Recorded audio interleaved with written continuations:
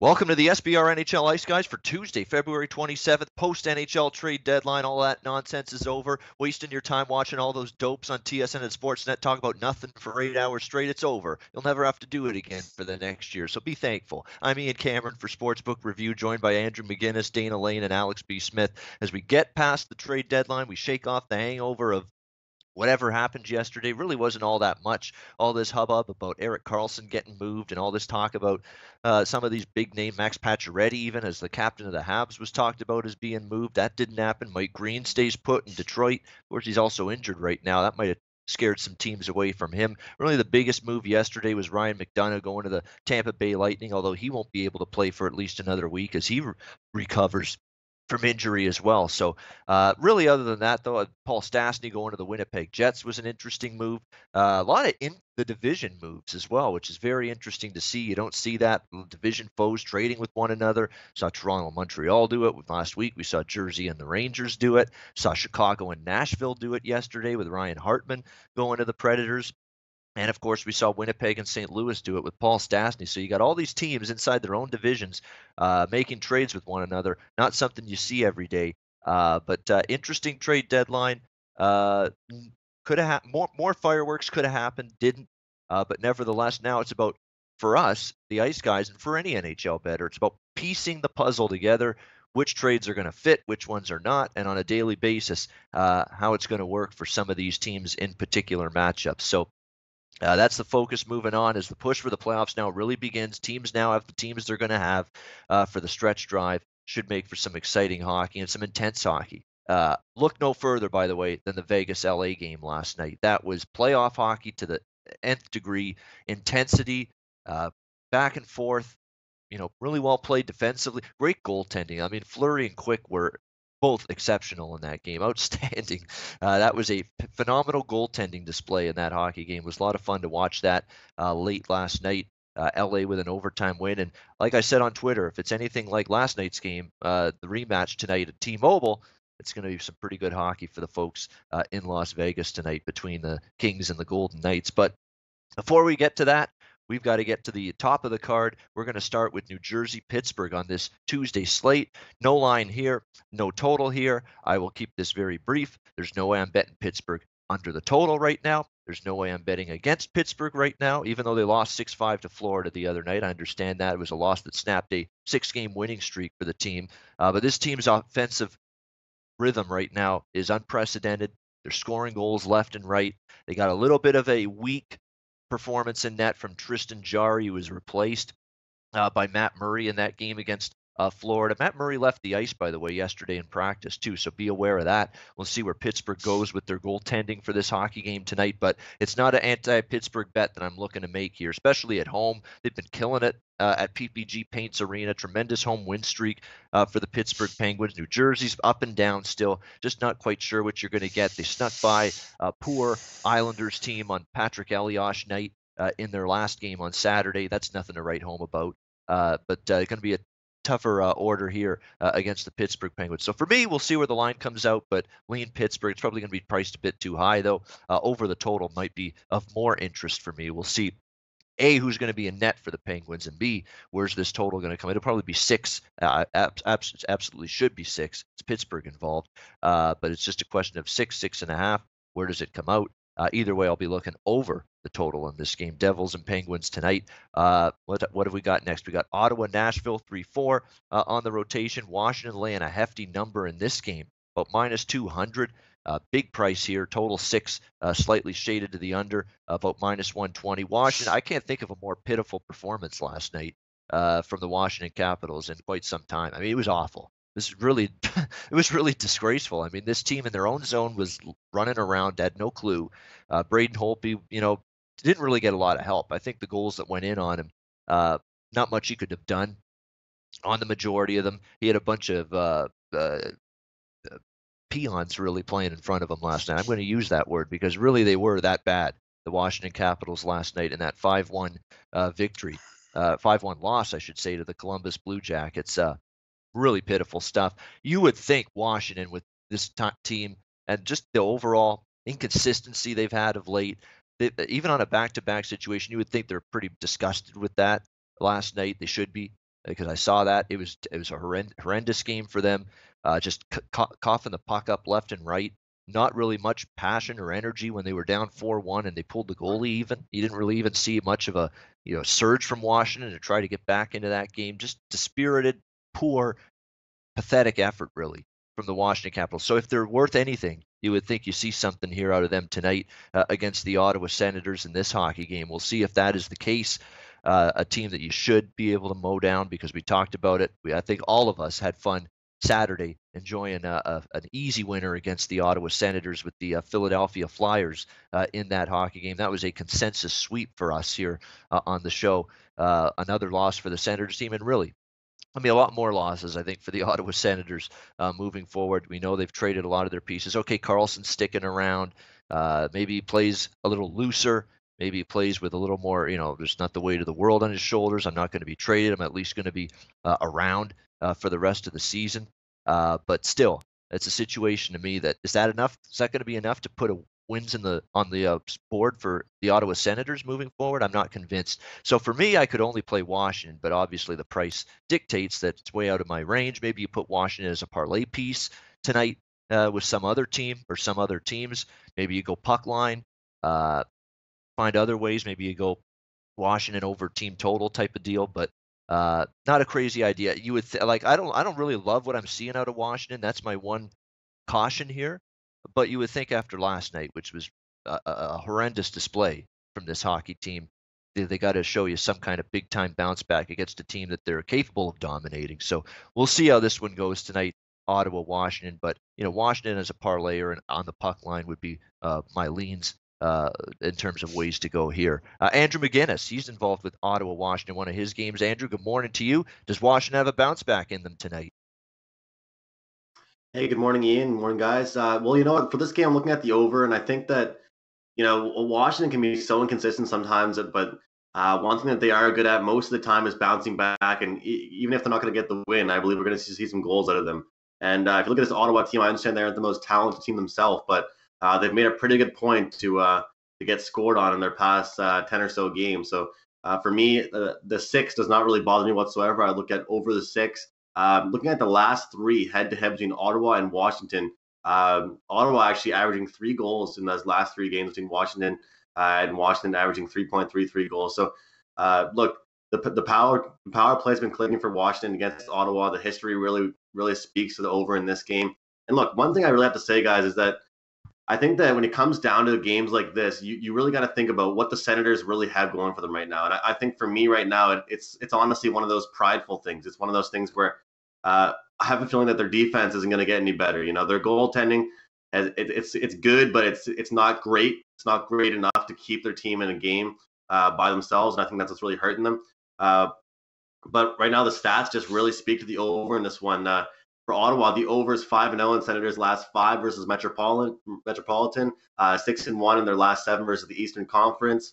And one I found very, very interesting here, and this really speaks to Washington, guys. The over is 5-1 in the Senators' last 6 when their opponent scores 2 goals or less in their previous game. So for me, that stat alone is a big stat, but against this Washington Capitals team, that's a very, very dangerous team, especially off a loss. That's a tremendous play for me as well. And of course, for Washington, over is 5-0-1 in their last 6 home games, 4-0 in Capitals' last 4 games. Again, when the opponent allows 5 goals in their previous game. So everything kind of adds up in this game to me, guys. I've always said, realistically, I think that Ottawa is an over-trender.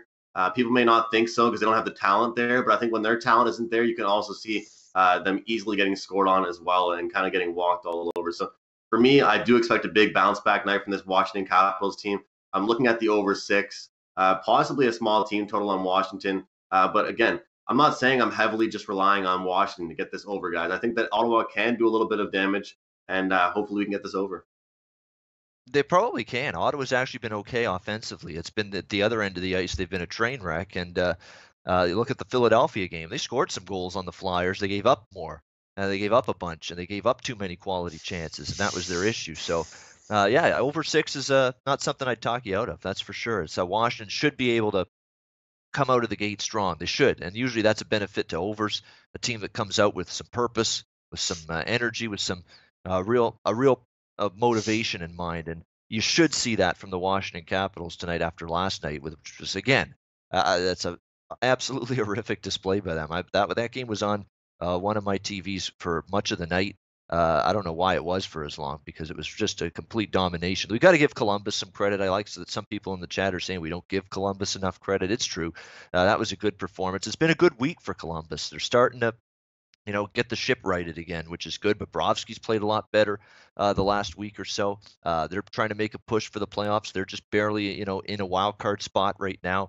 So Columbus is trying to further their grip on a postseason berth, and that was a big win to help their cause last night. So Andrew's going with over 6 here, Ottawa, Washington. I'd honestly probably lean in that direction as well. Carolina, Boston, 5-6 on the rotation here. We've got Boston laying a hefty price here in this hockey game, about minus 200, and the total 5.5.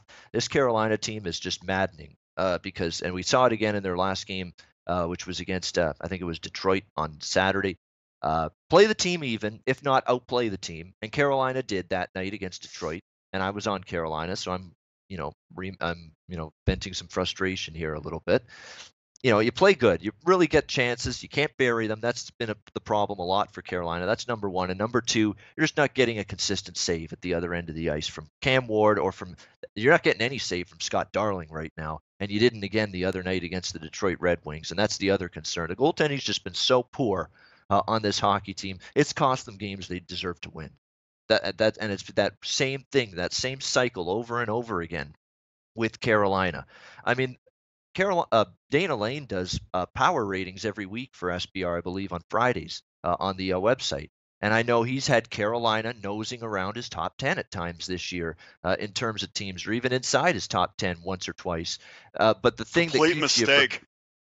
the thing that keeps you, Dana, from loving this team more is the fact that, good puck possession, getting chances, getting dominant territorial edge, shot on goal edge. They're not converting those chances half the time enough. And then at the other end, team comes down, one good chance, it's in the back of the net. It's this same friggin' disaster over and over again for the Carolina Hurricanes. It's such a frustration because there's a potential for this team to be comfortably in a playoff spot if the win-loss record is indicative of the puck possession, of the shots on goal, of the chances against that they're allowing. The problem is they're not giving up a ton of chances against most nights, but the chances against they are giving up, they're ending up in the back of the net because goaltending ain't good enough, whether it's Ward or whether it's Darling. And it's this very frustrating time of season for the Carolina Hurricanes. It's kept them from being better. Terrible personal tragedy going on, too, with this team, with Jordan Staal, with the death of his infant daughter. That is so sad to hear that. Awful stuff. I mean, pain and heartache for the family. You certainly have thoughts and prayers for the Stahl family. No one should ever have to go through pain of that magnitude. Awful situation to have there for the hockey team. You wonder if maybe that's hanging over them a bit. But nevertheless, you got the Boston Bruins off back-to-back losses over the weekend here, Toronto and Buffalo. Buffalo was a good, if you're going to take a shot with Buffalo, that was a good spot. Boston at the end of a lot of road games the past week, going out west in Canada, going to Toronto, then to Buffalo on a back-to-back, and it caught up with them. Bruins were kind of stuck in mud in that loss against Buffalo on Sunday. Did not play well. It was not one of Anton Khudobin's best games as well in that couple of goals that he probably would rather have back. So Boston didn't exactly have a good, energetic game that day Sunday against Buffalo. You would think now after two straight losses they bounce back. It's second game now for Rick Nash. Should feel a little bit more comfortable now on this Bruins team, on this Bruins lineup. So this is not a night I'm going with Carolina. I've had enough. I washed my hands at Carolina for now. That's it. Boston's probably in a good bounce back spot here tonight, but I'm not going to lay minus 200. So again, this is another game where you have to either parlay Boston, maybe put them as a puck line bet, team total over. Find those derivative markets maybe to get involved if you're going to back the Bruins here tonight. Toronto, Florida, 7-8 on the rotation here. No line here after Toronto was on a back-to-back here after a tremendous game against the Tampa Bay Lightning. This game and the Vegas game last night were both phenomenal hockey games, and it was a 4-3 shootout win for Tampa. That is now two games in a couple of weeks now. Toronto and Tampa Bay, identical 4-3 games. Toronto won the first one. Tampa won last night. Both of them excellent games, and both of them make any hockey fan crave for a playoff series. between the Leafs and Lightning. It would be fantastic. And it was just great action, great goaltending.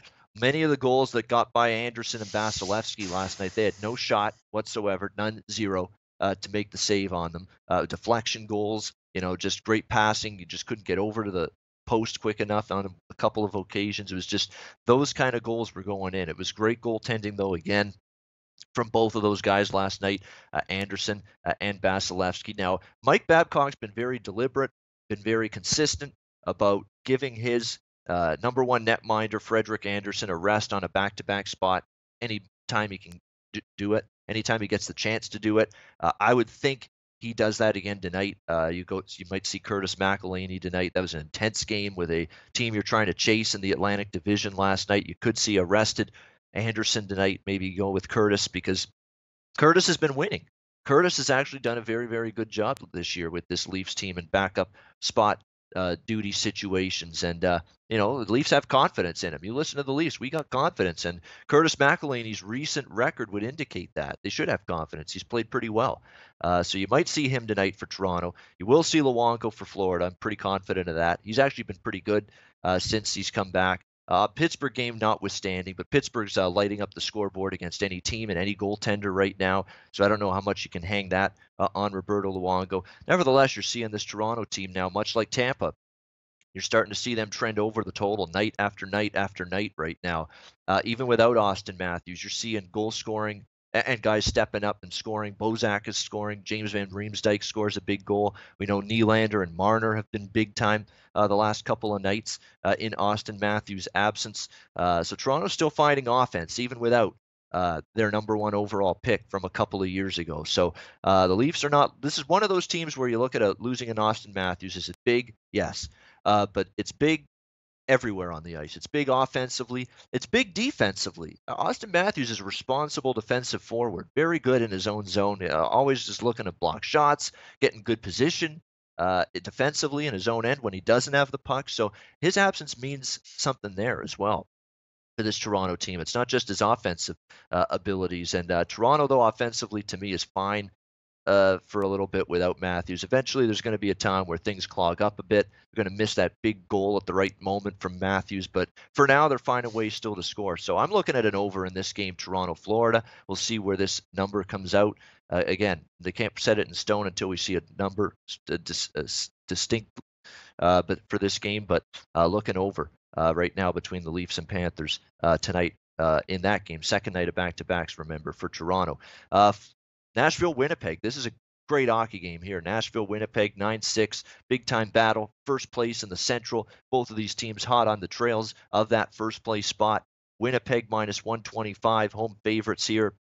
And the total, 5.5, shaded a little bit to the over, minus 120. Some sixes out there as well. So, again, this is one of those games where we've got to mention SBRodds.com. Make sure you are looking at that and using that on a daily basis to get the best number possible with every single game, including this one, especially if you like the total.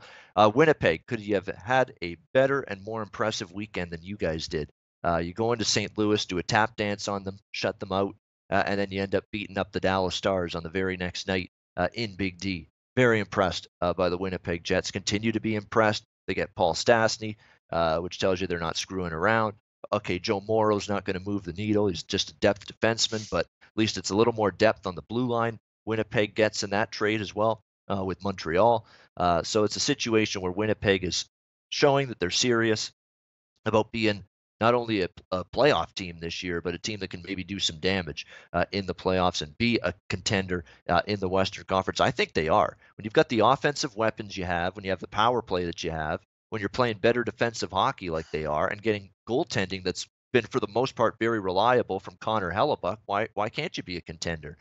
So I have no qualms saying Winnipeg has a chance to win the Stanley Cup. Not going to say they will, but I'm absolutely going to say they got a chance. Anybody has a chance when you get in the playoffs. You just get in the playoffs as one of the 16 teams, and anything can happen. I stand by that, and that's why a team right there all by itself, a team like Winnipeg, has a chance. Nashville, going on the road, tough place to win here. Facing this Winnipeg Jets team. From a side perspective, I'm going to probably stay far away from this game. From a viewing perspective, I will be right there watching this game. See, I don't need to have a bet on a game to watch it, and that's what I want to stress to people. Some of the games that I love watching the most, I don't have a penny on it in the NHL or in any sport, but I watch the game because I'm a fan. I enjoy good quality competition, so I'm going to watch the game because that's the sports fan in me. I don't need to have big money on a game to watch it. I'm not one of those people. So I will be watching Nashville Winnipeg, even though it's not likely to be a game that's on my card tonight. But it is on the card of Andrew McGinnis. It is on the card of Dana Lane, this hockey game tonight. Start with Dana. Nashville, Winnipeg. Probably the game of the night, if you have to ask me. Maybe say Vegas, LA as well. That's a pretty good hockey game if it's anything like it was last night. But Nashville, Winnipeg is too. Should be a good one. Dana, what do you see here in this game? Well, certainly in both arenas, the intensity level is going to be jacked up. You can guarantee that it will be at T-Mobile Arena tonight. The LA Kings fans weren't too happy that a few Vegas Golden Knights fans made their way there. In fact, there was reports of a BLA chant in the middle of Staples Center. I think I would have given anything to be part of that. But and of course at the MTS Center tonight, you know, that is one of the most intimate atmospheres in the NHL, and those fans have got to be jacked up. I mean, they thought, the reality is that they probably had a chance to get to the Stanley Cup Finals before yesterday, and they certainly do now after getting Stastny from the Blues. So that place is going to be jacked up tonight for sure. So like you said, Ian, two awesome games. You can't go wrong with either one, and fortunately, you don't have to overlap too much with them. But like I said yesterday, both teams have made moves in the trade at the trade deadline or before the trade deadline. Of course, Ryan Hartman went to Nashville, Stastny went to Winnipeg. There's a lot of moving parts again, guys, and you know how I feel about moving parts. But when you have two teams that have a lot of moving parts, I think that equates into a lot of offense. And I think that it's going to create a lot of opportunity as guys get used to playing with each other. And it's not only new guys coming in, it's also guys shifting from one line to another, or maybe getting more or less time on ice than they're used to. And I think there's a lot of havoc, and I think it's that's going to be something that's going to point to the over. Since the Predators scored one goal against the Vegas Golden Knights on the 16th of January, they've averaged over almost 3.5 goals per game in their next 18 games. They scored 19 in their last 4, and the only other Western Conference team to score more than that is the Vegas Golden Knights. So certainly offensively, they're right where you want to be if you're betting an over in this. And now, now that they square off against one of the league's most or elite teams and the Winnipeg Jets, and they're probably just going to get stronger as the year goes on. But both teams get a decent amount of shots off per game, so you can guarantee that Rene and Hellebuck are going to be busy tonight. But if you lose this bet, if this game goes under, that means both of those goaltenders had phenomenal nights. Got to get the 5.5, as you said, Ian, but I have no problem going over the 5.5 when I get that. All right, over 5.5, not 6, 5.5. Get it. Nashville, Winnipeg for Dana Lane tonight. And it's out there. It's -115 over 5.5 at Bookmaker right now. Chris, they've got an over 5.5 right now. -113 even at Heritage. So, again, there's no excuses. If you like over in this game, get that 5.5. No way you should be taking 6 when there's clearly 5.5s out there. That's why you got to have multiple outs, multiple accounts at multiple books. I say that, a bunch of people on this channel say that over and over again. It's very, very important. We're not saying that to be, to drive people up the wall. I mean, for as much as we say it, we're saying it for a reason, because it's important. It's going to be the difference between a win and a loss, or a loss and a push. At the end of the day in a lot of these games. So Nashville, Winnipeg, over 5.5 for Dana in this game. Andrew, your thoughts on this Preds-Jets titanic battle tonight between these two rivals? Well, I'll tell you what, Ian, I hate going against Mr. Totals, Dana Lane. And today I'm looking at these games right now, and I'm looking at the record between these two teams and the way they've played against each other. And for me, I'm always saying this, guys, and I think this really works. The sentiment really works between these two teams right now. It's two big teams, two really promising teams going into the playoffs, and I think this is a big matchup. Both goaltenders are playing pretty hot right now, and I think that when you have two teams that can score high, I understand that, but sometimes two teams that can score high, it's a big game that both teams are probably going to go pretty deep in the playoffs. When they clash together, that often means low scoring in my eyes, and I think when I see that 6 number, I'm comfortable at either the under 6.5, and I think the worst case scenario I'll get out of this is a push. And I think that just with looking at these stats alone, the total has gone under in 4 of Nashville's last 6 games on the road, but it's gone under in 8 of Nashville's last 12 games when playing on the road against Winnipeg. I mean, one thing that I think that it gets really underrated. I think that a lot of people know that Pekka Rinne is a good goalie, but they don't really realize exactly how much he really does for this Nashville team. I mean, we always talk about how strong their defense is, and I'm always talking about their depth and how much I love it and how much I think Nashville's going to do so well this year, guys. But he is literally one of those goalies, guys, that he can bail his team out numerous times in one game and make it look effortless, literally effortless. And that's almost become something that Nashville is starting to expect. And same thing on the other side with Connor Hellebuck. I think it's the same thing with them. But one thing that's also kind of a good point to look at for this under is the depth down the middle. And I'm always talking about that with Nashville, with Johansson, with Turris, with Bonino, with Sissons, and those guys defensively as well. But if you look at it, picking up Paul Stastny was a big thing. You've noticed a lot on trade deadlines. A lot of teams aren't even always picking up those top line guys. The first line guy is going to make or break your team. It's often those third line, even fourth line missing pieces to complete your team. And Paul Stastny coming in is a big guy to come in and take care of things defensively. Playing on a line with Nikolai Ehlers and Patrick Laine tonight.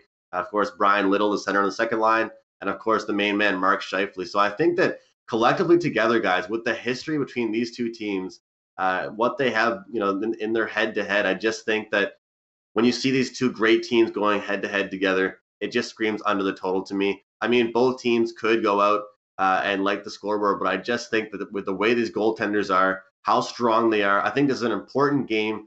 And, one thing that, Dana always says that always sticks with me is that sometimes players do get up and they're a little more excited for certain games. And I really, truly do think this is one of those games. This Jets versus Predators game, guys, is one that they're marking on their calendars, one that they're thinking, wow, this actually is a pretty good game. This is a pretty big game to get up for. So this isn't really my strongest play on the day, but look, the under is kind of hitting a lot on the road right now for Nashville, and I think I'm going to roll with it. So under 6 for me, guys. All right, under 6, and there you go. See, Andrew's smart. He likes the under, and he's getting it at 6. Dana's smart because he likes the over, and he's getting it at 5.5. But he's getting good numbers. Dana's getting a good number on his bet. Andrew's getting a good number on his bet. So again, stress that. If you like the under, get the 6. If you like the over, get the 5.5 here in this game between Nashville and Winnipeg. It's going to make all the difference in the end.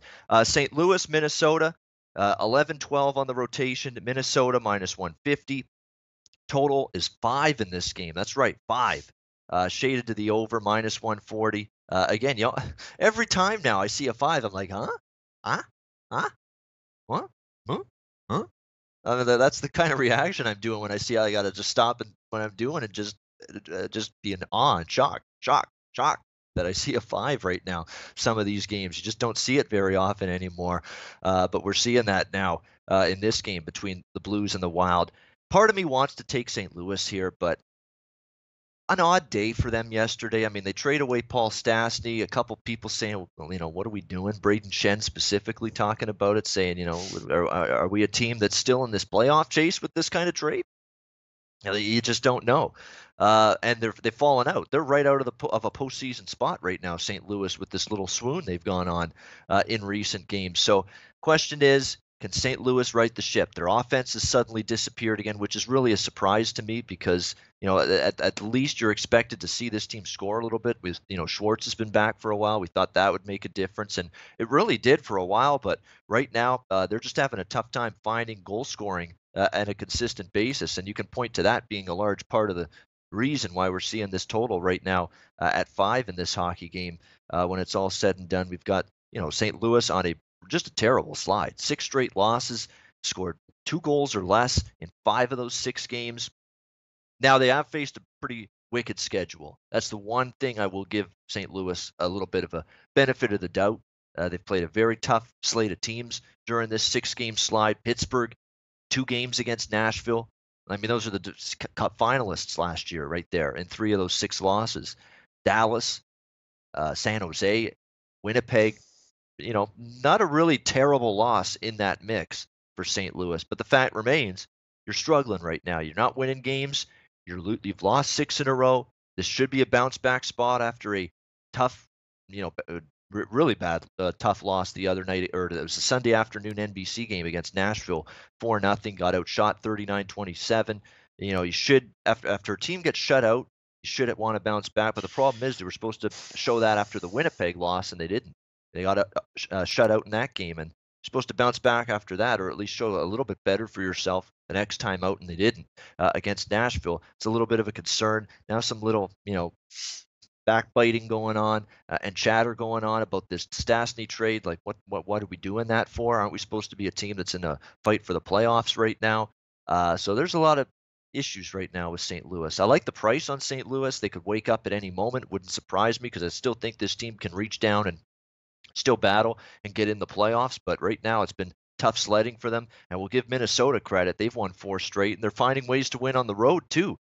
Swept through that Metro New York area trifecta. Islanders, Jersey, and Rangers. They won all 3 of those games. Minnesota last week. Come home in a tough spot. Didn't really play all that great, but found a way to win against San Jose 3-2 in overtime after falling behind in that game, coming home off that road trip. So give the Wild credit. Gotta like what you're seeing. They're as healthy as they've been all season, playing good hockey. We talked about how at home specifically they've played pretty well this season. When you look at Minnesota's home record, it's 21-11 on the season. That's pretty good. St. Louis just 15-15 on the road. So they've had, inconsistency away from home. So, I was initially trying to make a case for St. Louis. I like this price. I'm not a fan of laying -150 here with Minnesota, even when they are playing better hockey right now. But I got to see St. Louis bring me something to the table first before I can go ahead and back them here in this spot tonight. Blues and Wild for Alex. What are you looking at in this game tonight? Well, it's interesting. Both of these teams are having some kind of rumblings within, the clubhouses and fan bases. You look at Minnesota; they put Chris Stewart on waivers. He gets picked up by Calgary, and a lot of fans really shaking their heads at that deal. He was a fan favorite. He was the guy who, at one point he was leading the team in scoring for a while. He brings a gritty edge and can find the back of the net at times. So kind of questionable when you look at a team that's won 4 in a row to not really make any moves. GM Chuck Fletcher said we're going to stay pat with what we have and kind of ride the wave. I'm not sure how that's going to really work out, but this Blues team is in absolute free fall. Lost 6 in a row, get shut out in back-to-back games, and then you get rid of a good offensive player in Paul Stastny. You look at 5 of the last 6 games, they've scored 3 or fewer goals. And I'm not shocked at this at all. A Mike Yeo team that's, finding, tough ways to score late in the year. We've seen that time and time again with Minnesota, and it's kind of translated now into St. Louis having those same offensive struggles when it matters the most. So I get why this total's at 5, but I'm looking at maybe playing Minnesota on the puck line here. I can see this being a 2-0, 3-1 kind of game. Minnesota's been doing really well at home lately and scoring often. Like I said, they did well the last 3 games on the road, and that New York, New Jersey trip, they were able to score early and often. So, if they get 3 or 4 goals, the under might be obviously pretty tough for them to hold on to. But I think there's some good value there, laying the goal and a half at the Wild tonight at home. All right, puck line for Minnesota, says Alex B. Smith. Chuck Fletcher actually, he feels comfortable. Actually, it's a good quote. You just want to be careful. You can bring certain players in, and then who gets bumped off the power play or who gets moved down in the lineup. We didn't feel that anybody was a significant upgrade. So that's Chuck Fletcher's story, and he's sticking to it here with this Minnesota team. That's gotta love that. Okay. Okay, Chuck. You know what? Yeah. Yeah, exactly. You're so Chuck, powerful. Yeah, exactly. We'll just be willing to just jump at anything. Exactly. You know what? He's not exactly a chip off his the old block of his legendary dad, Cliff Fletcher. Cliff Fletcher's one of the best rambler gambler GMs you'll ever see. The Leafs don't get as far as they do in the early 90s without that Doug Gilmour trade, which completely transformed that hockey franchise. And it took risk, it took guts, it took having a little bit of gumption to pull that off. Cliff Fletcher had it. I'm not sure son Chucky here does. Not after I read a quote like that. Minnesota puck line here for Alex in this game. This is also on Andrew's card. Blues and Wild tonight. Andrew, what do you see here in this game taking place?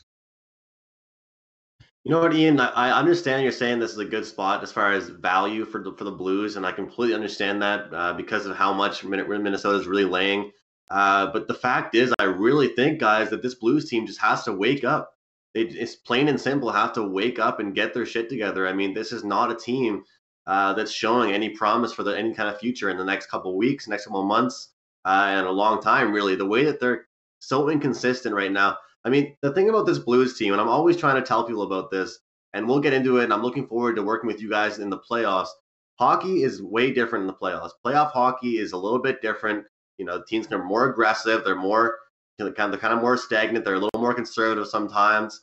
It's a lot more pressure. Sometimes you see lower scoring games from teams. Sometimes you see higher scoring. And I think the Blues are a great playoff team. They're a perfect example of a team that can really excel when they get to that playoff position. But right now, they're not really showing me anything that really points towards them being able to excel in a good spot because they've just been so inconsistent. I mean, they're 0-6 in their last 6 overall, but let's take a look at how they've kind of lost a couple of those. More importantly, the last couple, actually, the last 2 really, both 4-0 losses to Winnipeg. That to me, that's just completely embarrassing. If you're going to be a team that's supposed to at least be trending towards the under, you got to at least defend a little bit. If you're not going to be able to put out some goals, you got to at least be able to defend. And then you look at a couple more down the road there. February 20th against San Jose, a 3-2 loss. So it's a little bit more respectable, but they were favored minus 161. You look at February 16th, 2-1 loss to Dallas. So they're keeping it close, then back to Nashville again, the 13th, 4-3 loss. So for me, those are a little bit more respectable because at least they're a little bit close. But both those 4-0 losses, guys, really meant a lot to me and really stuck out to me because that's just flat out embarrassing. That can't happen. We're getting too deep into this season right now, and this team, for some reason, has been favored a lot recently. Even for this complete downfall they're having. On the other side, I love betting the Wild at home. They're 4-0 in the last 4 games overall, 6-1 in their last 7 Tuesday games. And a lot of people might find that a funny stat, guys, but I'll continue to say it. Sometimes these day stats really do help. I mean, realistically, sometimes teams just trend to play better on some nights. I mean, we in Canada here, we always talk about the Hockey Night in Canada matchup. Certain teams play better when they're nationally televised, when it's the big game of the night, different things like that. And one other stat that I've been mentioning a lot these days, and it's on the Covers website here, the Wild are 14-3 in their last 17 when their opponent scores 2 goals or less in their previous game. So for me, this game just screams Wild. I'm not really going to think twice about it. I understand minus 145, minus 150. You're laying a pretty big amount of juice, guys. But because this Wild team doesn't seem to blow teams out, even though at home they are a strong team, they're not really a team that can blow teams out. So they're 16-6 in their last 22 games or 22 home games. And for me, that's just enough. And if you actually look at it as well, even though the total is so low, I agree with Alex. I think that it still could be literally a 2-1 or 3-1 kind of game. So the under is 4-1 in the last 5 meetings in Minnesota, and I wouldn't really shy away from that either, to be quite honest with you. So Minnesota is an official play for me. All right, Minnesota money line for Andrew McGinnis in this hockey game. And talking about the day totals trend stats, I'm more keen to, and he mentioned the Hockey Night in Canada. That's the one I'd be more interested in. If I see it like a Toronto or a Montreal or these teams that are regularly playing on Saturday night on CBC with a 18-2 trend to the over, I'll take that to heart big time because it means they're showing out more on national TV. They want to show you a little something, put on a little bit of a show. That to me is a more impactful trend and record to go with than say just 8-2 to the over on a Tuesday because it's just random games, random situations. But the Saturday Hockey Night in Canada one, definitely to me, I would take that with more of a grain of salt than say the regular Tuesday ones. Give some credit to, I got to shout him out in the chat here. We've got Timur Sergaliev in the chat giving us some KHL betting advice. Love it. I actually, and that's what people say, and I get asked this all the time on Twitter. You're hockey, and obviously it's clear, but what about AHL and KHL and all this other stuff? I don't bet it. I'll be honest, I don't. It's not enough time. NHL takes up enough time. College basketball, the other sports, football, you just can't do everything. You're only one man, and there's only 24 hours to play with. So from that standpoint, just can't get involved too much in AHL or KHL or any of that. But if you bet it and you find an edge, good for you. Good on you. That's what you should be doing. If you find an edge in a sport, you bet it. That's all there is to it. That's how you make money. Calgary, Dallas, 13-14 on the rotation. Dallas minus 150, total 6 here. Shaded slightly to the under, about minus 115 to minus 120. Dallas trying to bounce back off just getting rolled really by Winnipeg on Saturday. Impressive win on the road for the Jets. They'll be looking to bounce back. Calgary's been Jekyll and Hyde.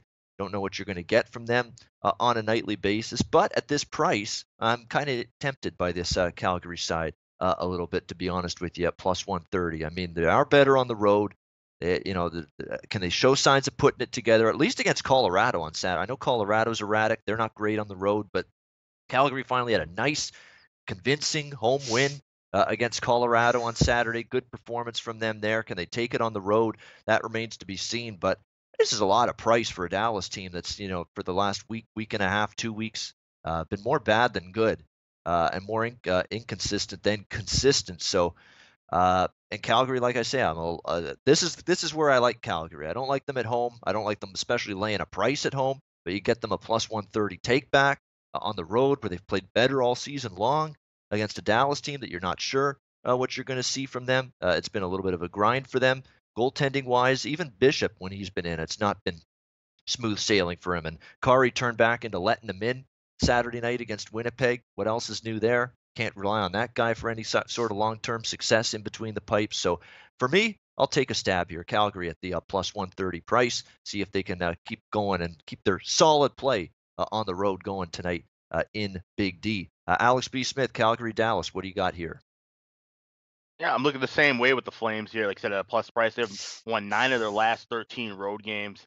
And I like the pickup of them getting Chris Stewart, like I mentioned earlier, picking him up off waivers from the Wild. I think he would be a guy who fits in that system fairly well. The thing I'm waiting for here to make this, whether I make this an official player or not, personally, will be who's in goal, because David Rittich hasn't been doing nearly as well in his last 4 starts, and John Gillies has come up and started the last 2 games, picked up 2 wins. He's looking a lot sharper in net, so that's going to be a huge thing for me. Like I said, both these teams were really inconsistent, and obviously they're battling neck and neck for a wild card spot here. He said Ben Bishop hasn't done well as of late, and his numbers overall in his career against Calgary, only 6 and 7 in his career, so he hasn't done too well. Hasn't been super sharp against the Flames going back a while. So, like I said, it's a good plus price here, but this is important.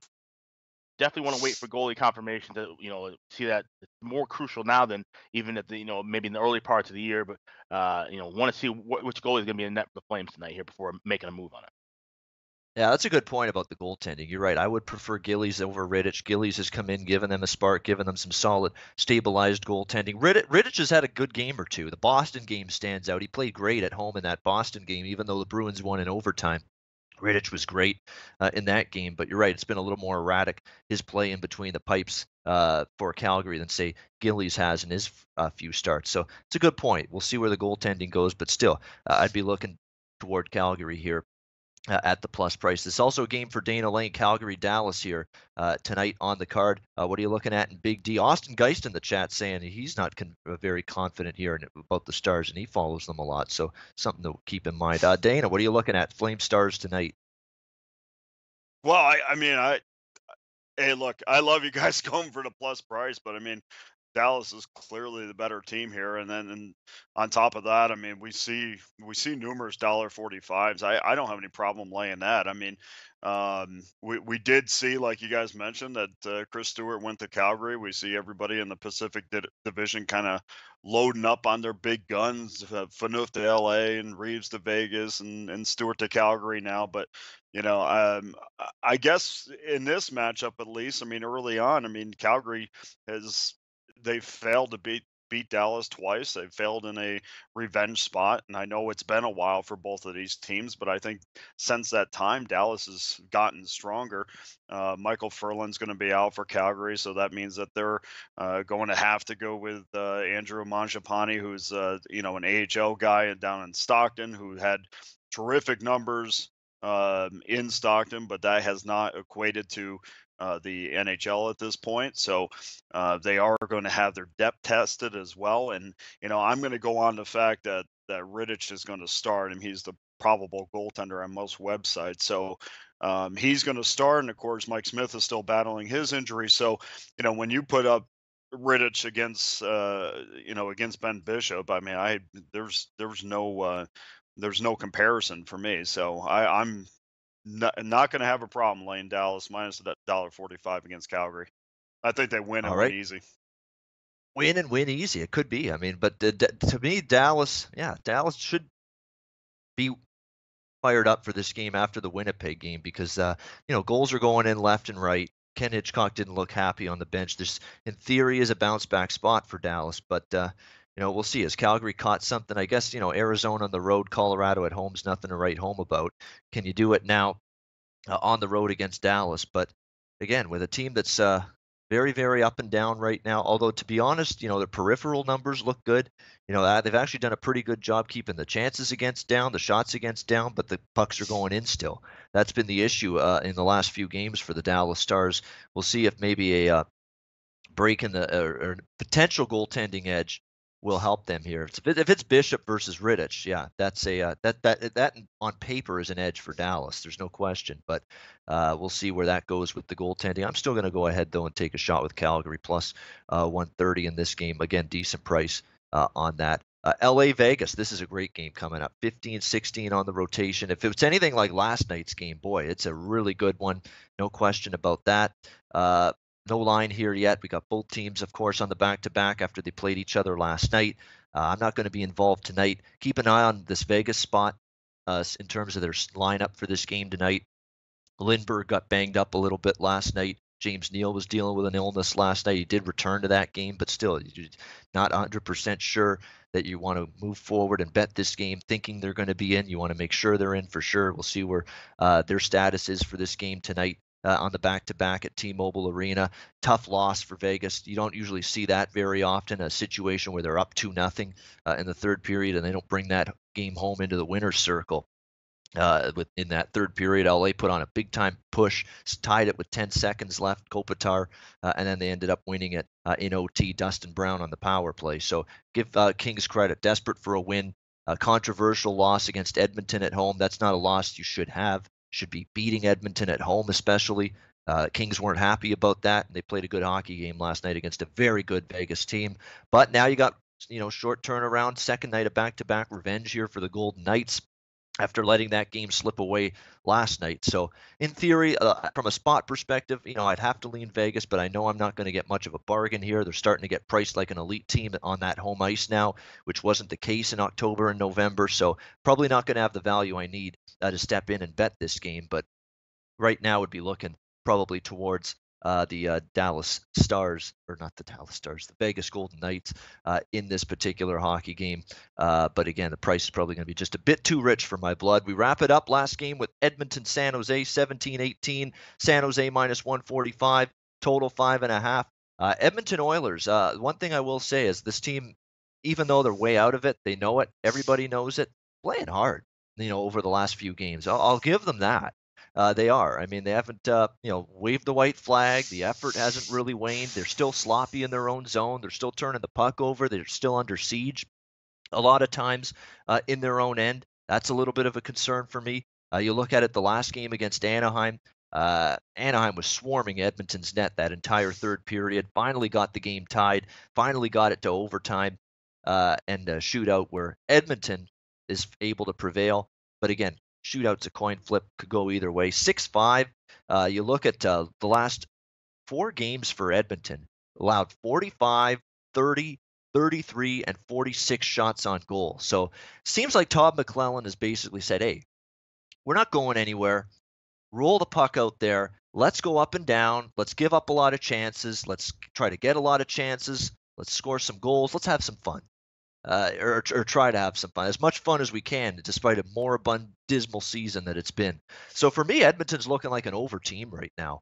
I'd be very reluctant to bet them under right now. They're just giving up way too many chances, way too many shots, and they're also getting way too many shots. They've eclipsed 40 shots on goal in 2 of their last 3 games, including that Anaheim game. And that's a good Anaheim defensive team. And they put up 42 shots, 6-5 final score. So for me, I'd go over 5.5 here in this game. That's the only way I'd go. Problem is, it's not a game I love. It's a lean only because it's a situation where, San Jose, we know how good defensively they are. They're an under-trending team. They're back home off a 4-game road trip. So for me, lean over. Still got to decide if I pull the trigger, though, on that one. I'll do some more reading on it. But lean for me over the total. Dana Lane's involved. Edmonton, San Jose. Dana, what do you got? Well, I don't usually love to go in on teams that just got through making major picking up major players, as San Jose did with Patrick Kane. But I kind of, when I think of how happy Patrick Kane is to be out of Buffalo, it's kind of equated to the first time I took my dog to the dog park and I just let him go and he's running around. He's so happy. I mean, this is the way I view that Kane is going to be for San Jose. Now, I don't know whether or not he just got there. He got signed yesterday, so I assume he's going to be playing tonight. I've been trying to figure out whether or not he's going to be available for this game. Maybe you guys know that or not, but either way, I still think San Jose is the better of the two teams. If Kane does play, I mean, he's a guy that's a 25-30 guy. If he stays healthy, he's impactful. And this is a Sharks team that's lost 3 straight. They trail Vegas by 8 points in the Pacific Division. Vegas also owns a game in hand. So this is these are the type of games that the San Jose Sharks cannot afford to lose. Goaltending wise, if Martin Jones starts today, I'll be getting a netminder and a team that's in a revenge spot. They dropped the 5-3 decision in mid-December, and Jones has dropped 2 of the last 3 meetings against Edmonton at the SAP Center. So I assume that San Jose is going to be extremely focused to get this W tonight. And even though Edmonton is a team that look, when I've seen Edmonton live, they're as fast and as quick as any team that I've seen this year. And it's still perplexing to me why it is that they're struggling so much. And to me, it's got to be between the ears. And like I said to you the other day, I mean, I've talked to people in that organization, and it's basically, when they play teams that interest them or engages them, that's when they're at their best. So I know that they have it in them, but I don't think this is going to be. I think the team that's going to be engaged tonight is the San Jose Sharks. Of course, Patrick Maroon's going to be out of the lineup for Edmonton after getting traded to New Jersey. He was a guy as of late that had played on their top line with Draisaitl and McDavid, and now they've put Lucic in that spot. And I just don't think Lucic is a top line winger at this point. And I think that they're going to have some cohesive issues there. Tom McClellan, of course, I mean, it's not stable, but McClellan has mixed his lines up quite a bit. So I think he's trying to find the right combination. They have scored more as of late, but as we know, San Jose is definitely one of the top defensive teams in the league. They really need this game tonight, and I expect a focused effort from the Sharks against the Oilers tonight.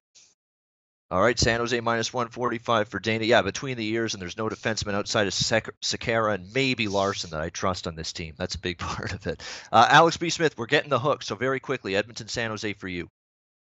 Okay, well, this is actually a best bet play of mine. So if you want to wait and just roll into that. All right, best bets. Alex, go. Okay, all right. So yeah, I'm on the Edmonton Oilers here, and I had to correct you, Dana. It's Evander Kane that is in San Jose, not Patrick Kane. I would have lost my head if Patrick Kane had gotten traded yesterday. But yeah, so Evander Kane in San Jose, but this Edmonton team, and Ian, you made a great point. I think now that the trade deadline has passed and they're over, everybody knows that they're staying in Edmonton for the rest of the year. I think they're going to be playing a lot more looser, a lot more kind of fire wagon freestyle hockey. And I think they're going to be relaxed now, as opposed to where you look at San Jose. Yes, this is a must-win game. These are important points. They'll be the team that'll be gripping their sticks a little bit tighter, trying to be a bit more focused, obviously. But once again, we've talked about this for years, Sharks coming back home off of a road trip of 4 more games, not always the best spot for them. Edmonton has won 8 of the last 11 meetings with San Jose. I think they'll be the more relaxed team coming in. I think they should be able to get the win. I think that's a decent price. So I'm looking at Edmonton tonight, and that is my best bet. All right, Edmonton Oilers, best bet for Alex. Dana, best bet. Geez, I really thought it's the Patrick Kane. Now everything changed for me. I really thought that was a great acquisition. Dallas minus $1.45 over Calgary. I think that they're clearly the better of the two teams. Calgary was already in a revenge spot earlier this year, failed to get it done. Dallas wins this game easy. All right, Dallas for Dana. Andrew, best bet. Hey guys, yeah, I literally just think that as much as St. Louis really needs to get their act together, Minnesota at home, I don't care what the price is. We've seen a lot of incredible line movement just while this show's been going on here on the SBR NHL odds page. Recommend you go to that and find the best odds you can get. Right now, I'm comfortable with the minus 145 Minnesota Wild money line, official best bet on the day. All right, for me, I got no line, but it's clearly my best bet when it comes out. Toronto, Florida over. I assume it's going to be 6. That's fine with me. Toronto, Florida over 6 when it comes out. Best bet for me. That's going to wrap up the show. Thanks for tuning in. Right side of campus up next. For Andrew, Alex, and Dana, I'm Ian Cameron for Sportsbook Review. Enjoy the Tuesday night card, and we'll see you again on Thursday.